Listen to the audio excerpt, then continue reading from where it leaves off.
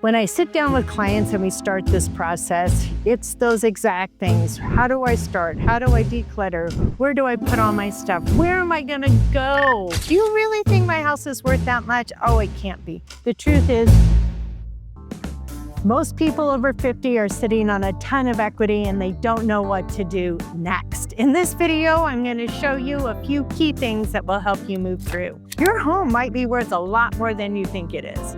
And I know for a lot of people, they feel completely overwhelmed with the process of decluttering. I've got some tools to help you with that as well. What my clients over 50 have told me over and over again about the transition and what they wish they knew, can't wait to share that with you, and how you can take the next easy step to enter into the lifestyle you've been looking for. Let's be honest, you've raised your family in this home, it's much bigger than what you need today, and yet you're overwhelmed with the process of where to start.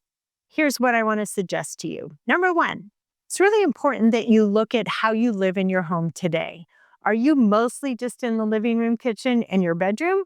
Or are you still using the entire lower level and the pool and the backyard and the acres? And how do you live in your current home? That'll help you establish how you want to live in your next home. Two, the decluttering. I get it. It is so overwhelming. Personally, I have a 4-car garage. 2 of the bays are just stuffed to the gills. I did a video on that. I'm with you. Here's the process. We've got to start getting rid of these things. The kids are coming home soon, and guess what? I've got bins lined up for them to go through and get rid of so they can participate in the decluttering. Because you know what? I know it's not all my stuff. Some of it was my parents and some of it was the kids. I'm sure you're tracking on the same thing. So many of my clients said, I wish I would have known that prior to starting the process. And when I say that, I'm referring to really building out a strategy to create what the next steps are going to be. It's so easy to fall into overwhelm without a strategic plan. I want to provide you with a few key ideas to be considering as you look at what the next chapter is going to be. Let's face it, a lot of us have lived in our homes a really long time and we're sitting on a mountain of equity. And what I hear oftentimes from my clients is, do you really think my house is worth that much? Oh, it can't be. The truth is, you're probably sitting on a really significant chunk of money. And at this stage in our life, why not consider, where do I want that money to work for me? You can certainly sell your home, take all of that equity out, go buy something else, or better than that, go put it to work. Whether it's going to be an investment property, a vacation property, or into the stock market. These are really strategic ideas for you to wrap your mind around and decide what's going to be best for you. For many of us, our home is our largest financial asset. And so we want to hold on to that. It provides a lot of security that we have this nest egg. I want to encourage you to consider, what would it be like to release that asset so that you can enjoy it going forward. We've all done it before. We certainly did it over this past Christmas, where you start unpacking and then you got to pack it all up. And now you're at a point like, I don't want to do that anymore. And so the overwhelm of all of this stuff that we've accumulated, there are companies that can come in and help you with the decluttering process, but all of that will be critical into preparing your home for market. It's all part of this, how do I get access to the equity in my home so that I can move on to the next chapter? And one of the ways to do that is to prepare your home for sale, which means we got to declutter and get all that stuff out. The kids are on a time frame, so tell them it's time to go through their stuff, grab their kindergarten photos, their all those grades. Remember, those are the school pictures. Like, all that stuff's got to go. Nobody wants it. And I can assure you, your kid does not want it either.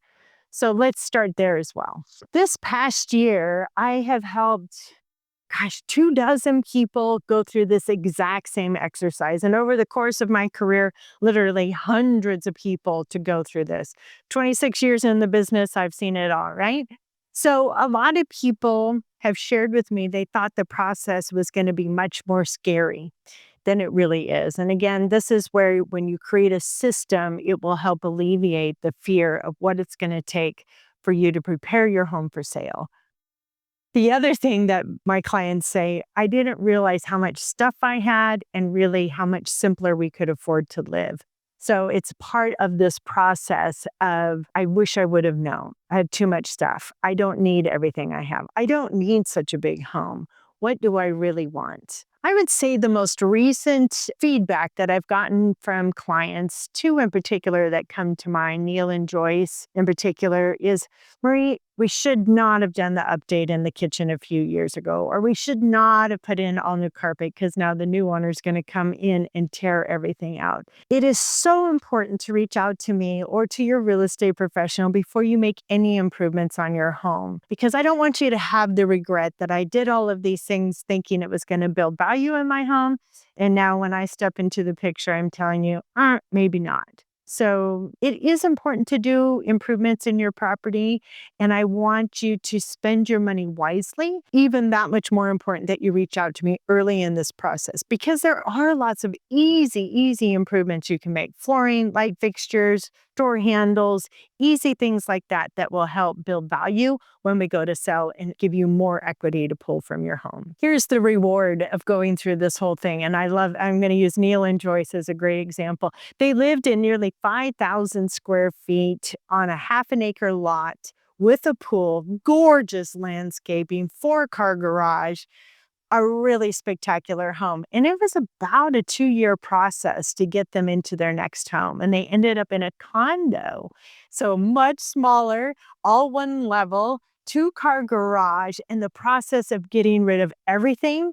1, they did feel overwhelmed. 2, I came alongside of them and helped them create a plan for getting rid of things and the emotional detachment that it took to go from that much square feet down to about 2,100. This is what they just said to me when I saw them about a month ago.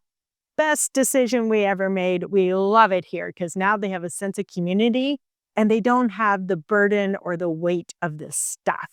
And they felt so much pride that they had actually gone through decades and decades of antiques and stuff that they no longer wanted. So what's your home actually worth? You might think one number, but the market might tell us something different.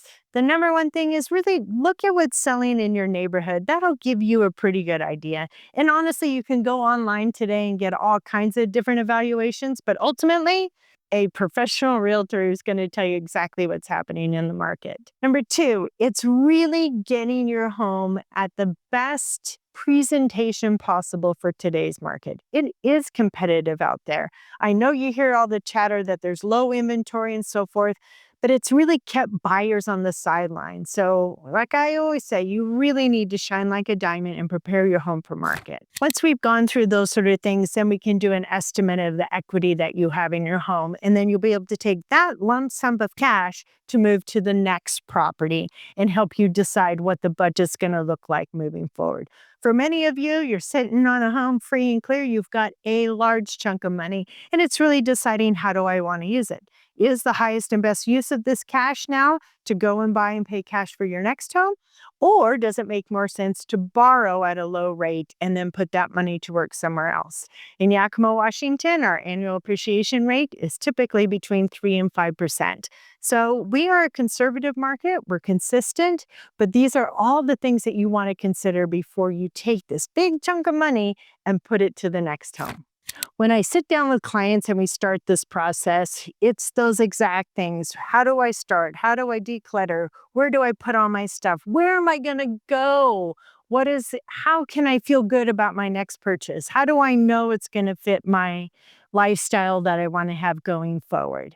I'm here to help you. I will tell you, when we get through it, I just watch my clients, they just feel so much lighter once we go through this and we create a strategic plan for what it means to move and take that money and go put it to work at the next home or your next investment. You've built a beautiful lifestyle, you've built a beautiful home, and now's the chance to set up for your next chapter. I'm here to guide you. Please download my guide, Is It the Right Time to Downsize? It will walk you through the questions that you need to answer to make sure is now the right time for your next move. I've created a completely free guide with step-by-step instructions on how to move forward and pull that equity out. Be sure to check it out. The download link is in the description below. If you want to get the insider scoop about what it is to live in Yakima, Washington, be sure to like and subscribe.